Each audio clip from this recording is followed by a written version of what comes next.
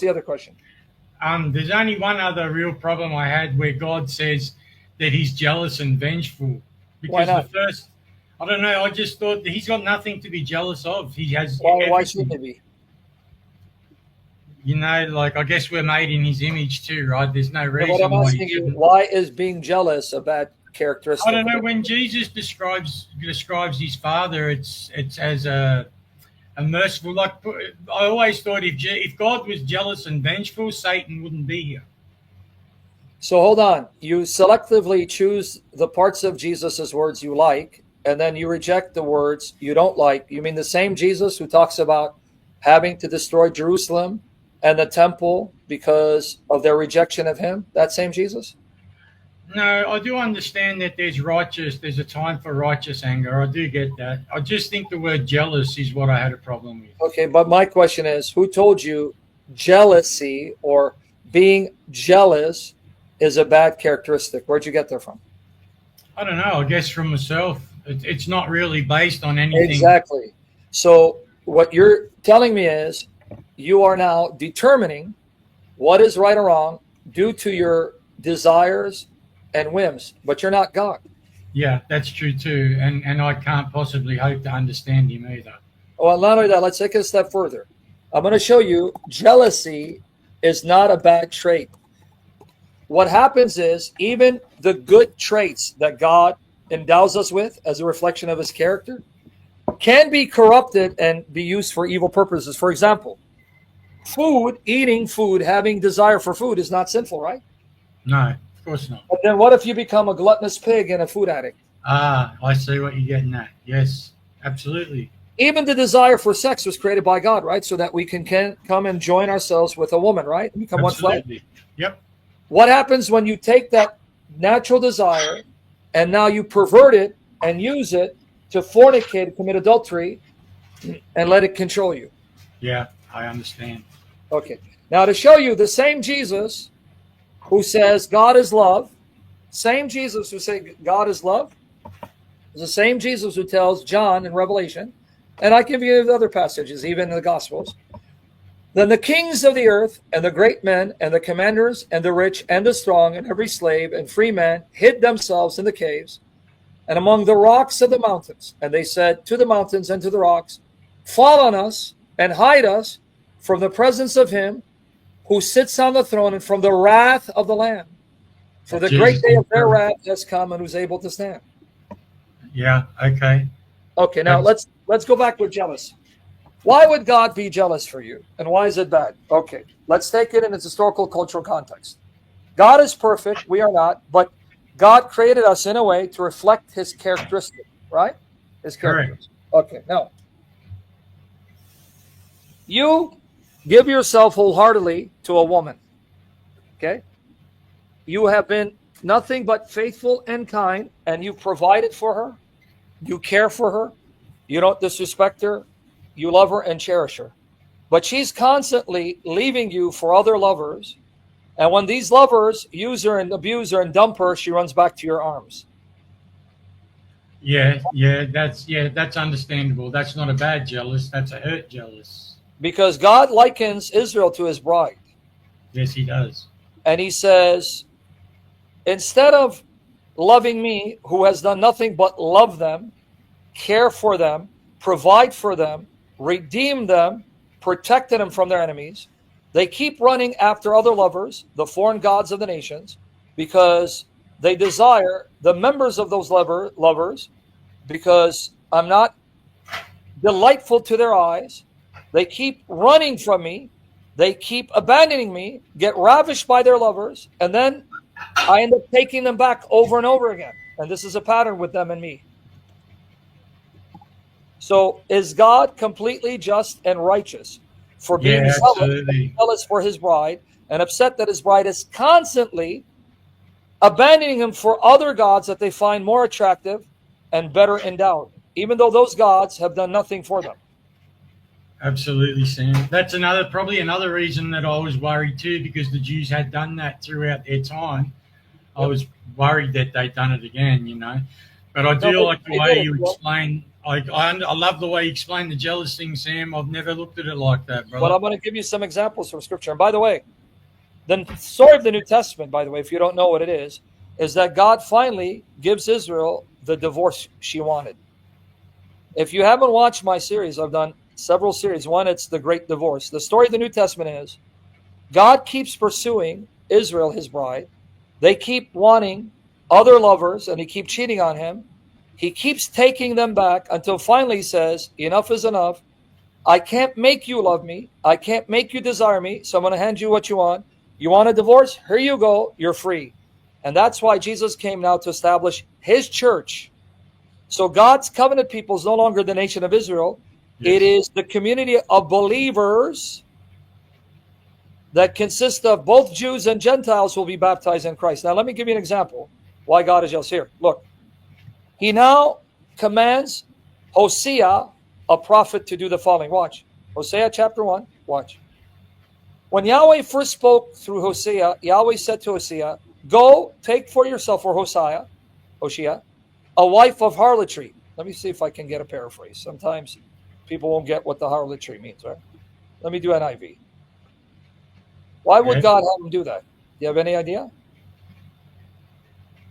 I think I might. It's probably the same, so he can understand how it feels for him, right? Yes, exactly what it says right here. Hosea 1. You got it. He says, when the Lord began to speak to Hosea, the Lord said to him, go marry a promiscuous woman and have children with her, for like an adulterous wife, this land, Israel, is guilty of unfaithfulness to the Lord. So he married Gomer, daughter of Diblaim, and she conceived and bore him a son. Did you catch it? Yes. He said, I want you to know what it feels like for me. Israel, the people, my wife, are whoring around, prostituting themselves, keep leaving me to go and act as other lovers, and I keep taking them back. Yeah, you want to probably turn off your phone. You want me there? It's my wife. She needs to be picked up from the dentist. You can pick up real quick and say, I'm on a live stream, so she doesn't divorce you. I don't want you to get in trouble. I'm on a live stream with Sam, but can you go start the chocolate, and I'll head out shortly. I don't want her to abandon him. I'll call you shortly. Okay. I'll see you soon. Love you. All right. Okay, now you see what God said? I want you to feel what it feels like to be me. Yeah. Israel, my wife, doesn't desire me, doesn't want me, keeps running after other gods, which is likened to committing adultery, fornication, and I keep taking them back. So my wife is and I still take her back. Now, watch here, right? I'm going to show you chapter 3. You can read the entire chapter later, but now Hosea's wife was named Gomer. She left him to go back to being a prophet. Hosea's wife, Hosea, left him to going back to be a prophet. Right? Now look what he says here. Hosea chapter 3. Look. The Lord said to me, go show your love to your wife again, though she is loved by another man and is an adulteress. Love her as the Lord loves the Israelites. Though they turn to other gods and love the sacred raisin cakes. See that? Yeah. So you see what God is saying? Yeah. Just like your wife is a prophet who commits adultery, my wife is a prophet who commits adultery, but I love her so much, I can't let her go. I keep bringing her back. I've been in that situation. I know exactly, and it does. It breaks your heart. I've been in that situation. It cost me my daughters. Anyway, now if you want to see the heart of God in the Old Testament, here you go. Well, look, Hosea chapter 11, right? I'm going to read the first 11 verses. You ready? Yep. Tell me if this doesn't sound like the God revealed in Jesus. Okay. Look, when Israel was a child, I loved him. I loved him. And out of Egypt I called my son. Now watch. But the more they were called, the more they went away from me. You see? My son, the more I called him to me, the more he didn't want to have nothing to do with me. So instead, who did my son run after? The Baals. the false god Baal and his various mutations. They actually wanted Baal as a father, as a husband, not me. And they burn incense to images. Now watch the imagery. God has likened himself to a father and a mother and a husband. It was I who taught Ephraim to walk, taking them by the arms, but they did not realize it was I who healed them. Now let me give you the imagery here. Do you have children, brother? I do, yeah. Now imagine you have a son. You have done nothing but love your son, provide for your son, care for your son, and you taught your son baby steps. But then there's time he says, you know what? I don't want you as a father. I want that guy as my father, and I'm going to ask him to adopt me. What would it do to you? Oh, brother. I can't even imagine. Well, that's what they did to God. That's what he's saying. Wow. So you understand? When you understand the God of the Old Testament, he's just as every bit loving and beautiful and humble as the God revealed in Jesus, because the same God. See? I feel really guilty now, man. I feel really All right, guilty. it's okay. God's going to heal you, but now watch. So, look what he says.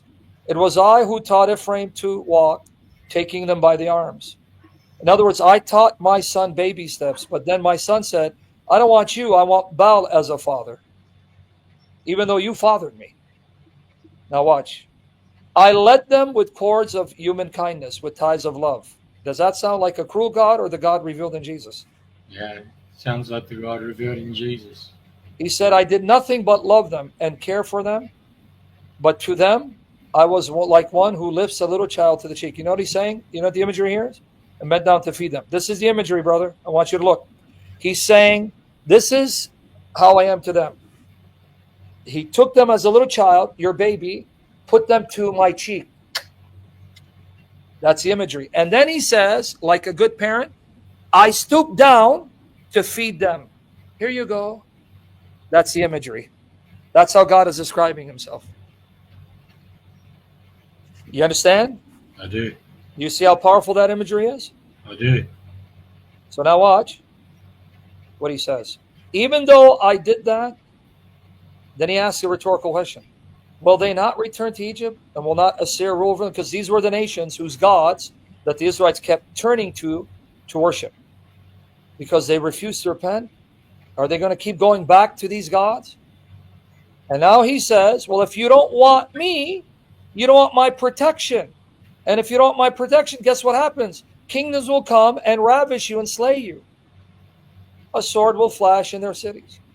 It will devour their false prophets and put an end to their plans. Now watch.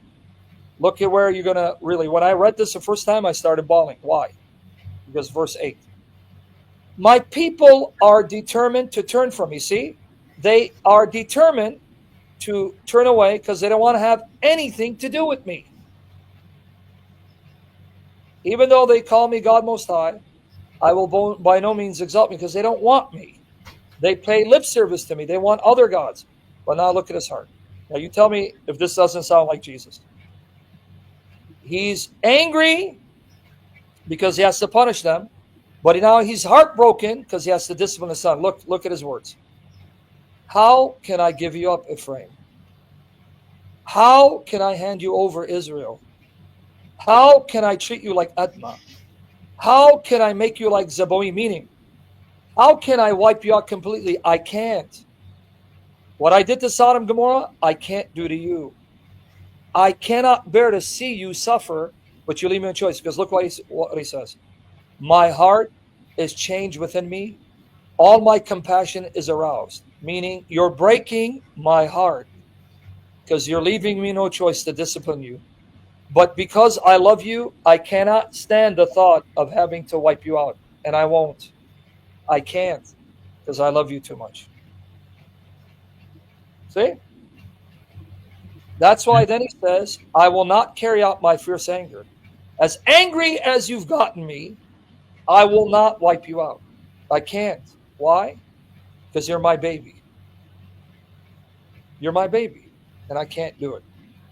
I will not carry out my fierce anger, nor will I devastate Ephraim again.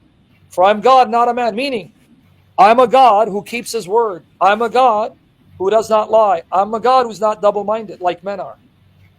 The Holy One among you. I will not come against their cities.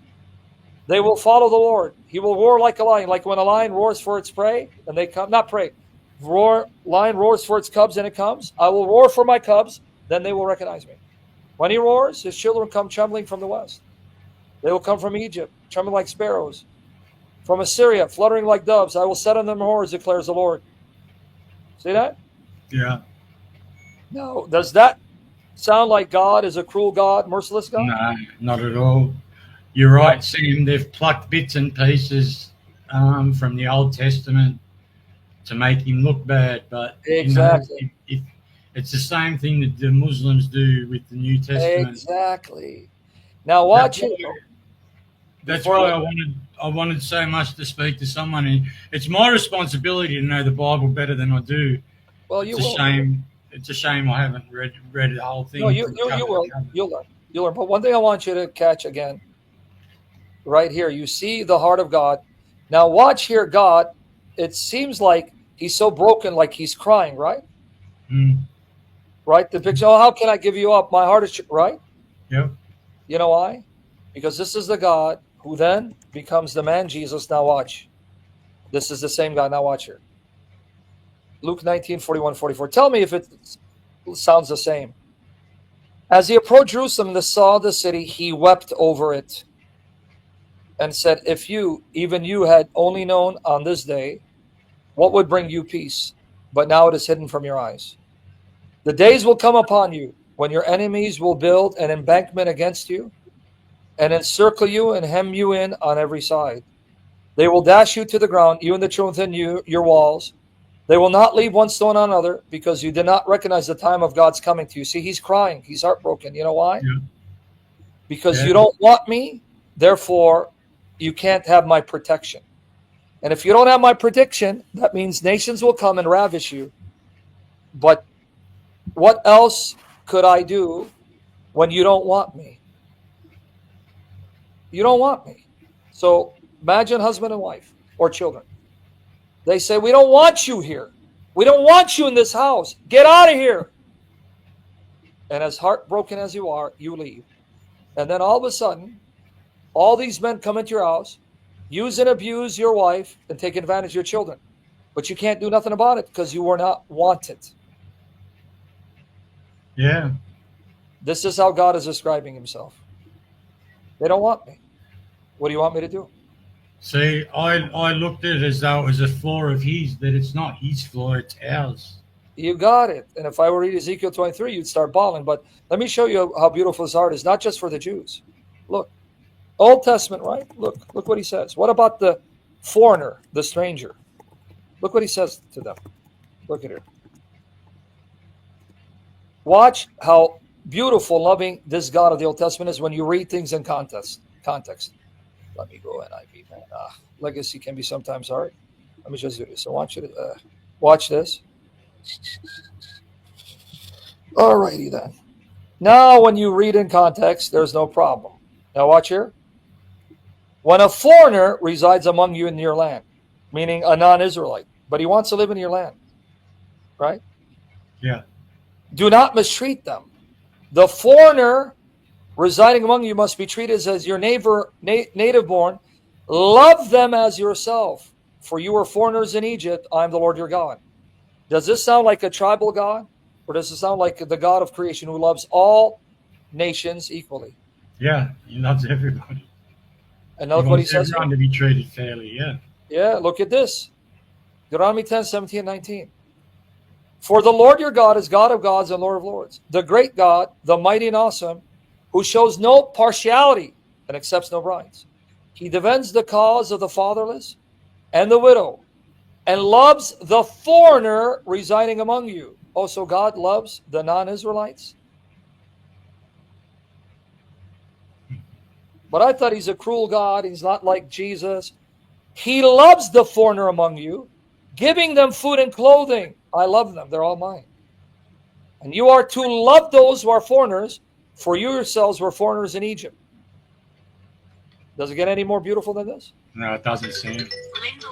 I'm going to have to go, brother. My wife's going to want to leave. Okay, last thing, though, keep in mind, you understand why he's jealous? I do, my brother. What is His it? heart's broken. Yes. So that means jealousy is not a bad characteristic. It's a right. If I love you and I created you and I gave birth to you spiritually and I clothe you and this is how you treat me, no, he's perfect. But anyway, Absolutely. Lord bless you, brother. Sam, God bless you too. Thank you so much for giving me your time, mate. I really do appreciate it. Lord bless you, brother. Thanks, Sam. God bless. Go back to the Catholic Church, take the Eucharist. And I'm going back. Trust me.